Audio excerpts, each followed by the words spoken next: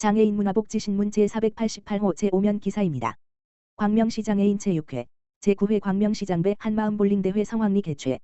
광명시 장애인 제6회, 회장 박승원은 지난 19일 더케이 볼링장에서 제9회 광명시장배 한마음볼링대회를 개최했다. 광명시 장애인 제6회가 주최하고 광명시 장애인 볼링협회가 주관한 이번 대회는 내빈과 선수 임원 등 180여 명이 참석해 열띤 응원을 보내며 경기장을 가득 채웠다. 경기는 시각장애, 지적장애, 지체장애, 청각장애 등 다양한 장애 유형의 선수 3명과 비장애 선수 2명이 한 팀을 이뤄 대항전 방식으로 진행됐다. 박승원 광명시장은 한마음볼링대회는 장애인과 비장애인이 자연스럽게 어울리며 서로를 이해하고 편견을 허물 수 있는 뜻깊은 자리라며 앞으로도 스포츠를 매개로 소통과 화합의 장을 넓히고 누구나 즐길 수 있는 생활체육 환경을 만들어가겠다고 밝혔다. 정양서 광명시 장애인 볼링협회장은 많은 사람의 관심과 지원 덕분에 장애인과 비장애인 선수 모두가 함께 웃으며 즐길 수 있는 대회가 됐다며 앞으로도 화합과 교류의 장을 더욱 확대하겠다고 말했다. 광주시 장애인가족지원센터 경기 광주아동보호전문기관, 아동권익보호 장애인가족 지원 마우 체결. 광주시 장애인가족지원센터는 지난 14일 경기 광주아동보호전문기관과 아동권익보호 및 장애인가족 지원 강화를 위한 업무협약, 마우를 체결했다. 이번 협약은 아동학대 예방과 인권 보호를 위한 지역사회 안전망을 강화하고 장애인 가족의 복지 향상에 기여하기 위해 추진됐다. 양 기관은 위기 아동의 조기 발굴 및 보호 연계 사례 관리와 전문 자원 공유 등 다양한 분야에서 협력 체계를 구축하기로 했다. 광주시 장애인가족지원센터는 장애인 가족의 권익 증진과 삶의 질 향상을 위한 맞춤형 서비스를 제공하고 있으며 지역 유관기관과의 협력을 통해 지속적인 복지 네트워크 확장에 주력하고 있다.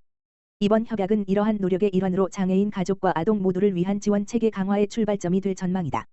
김정옥 센터장은 두 기관의 협력을 통해 아동에게 안전하고 건강한 성장 환경을 제공하고 위기 상황에 보다 전문적이고 체계적인 대응이 가능해질 것이라며 앞으로도 지역사회와 함께하는 복지 생태계 구축에 힘쓰겠다고 말했다.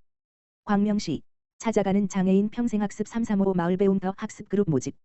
광명시 시장 박승원 평생학습원은 18일부터 31일까지 2주간 경계선지능인 평생학습 프로그램 천천히 함께 자라는 우리 참여자를 모집한다. 경계선지능인이란 지능지수 IQ 71 물결표 사인 84 범위로 지적장애에는 해당하지 않지만 인지와 학습 능력이 부족해 사회 적응에 어려움을 겪어 지원과 보호가 필요한 사람을 말한다. 광명시는 2023년 11월 광명시 경계선지능인 평생교육 지원 조례를 제정해 평생학습 지원의 행정적 재정적 기반을 마련했다.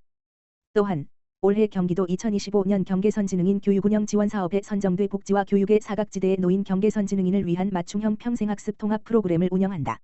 모집 인원은 경계선지능인 20명과 부모 보호자 10명으로 프로그램은 웩슬러 지능검사 비용 지원 경계선지능인 맞춤형 평생학습 과정 부모교육 및 자조모임 운영으로 구성된다. 참여를 희망하는 시민은 평생학습원 담당자, 지역번호 02-2680-6281에게 전화 상담 후 평생학습원을 방문해 신청서를 제출하면 된다.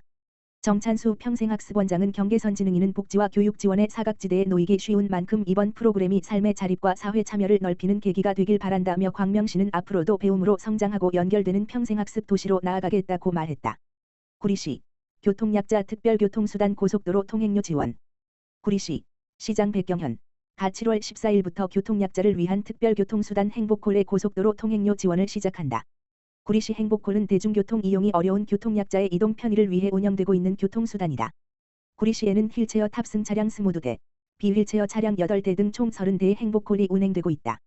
지금까지 행복콜이 고속도로를 이용할 경우 행복콜 이용자가 통행료 전액을 부담해왔다. 하지만 이번 제도로 인해 고속도로를 이용하는 행복콜 이용자들의 부담이 훨씬 줄어들 것으로 예상된다. 행복콜 고속도로 통행료는 1인 하루 편도 4회까지만 지원된다. 1일 지원 한도는 있지만 월이나 연 이용 제한은 없다. 한편 구리시는 2017년 9월부터 장애인, 임산부 등 교통약자의 이동권 보장을 위해 교통약자 이동지원센터, 구리도시공사 관리대행을 운영해 오고 있다. 2024년 7월 1일부터는 경기도 광역이동지원센터와의 통합 운영을 통해 특별교통수단의 접수 및 배차를 전면 통합하고 있다. 이에 따라 휠체어를 이용하는 중증 보행장애인에게 우선 배차되는 특별교통수단 차량의 평균 대기시간이 기존 62분에서 30분으로 대폭 단축되며 교통약자 이동지원 서비스의 품질이 크게 향상되었다.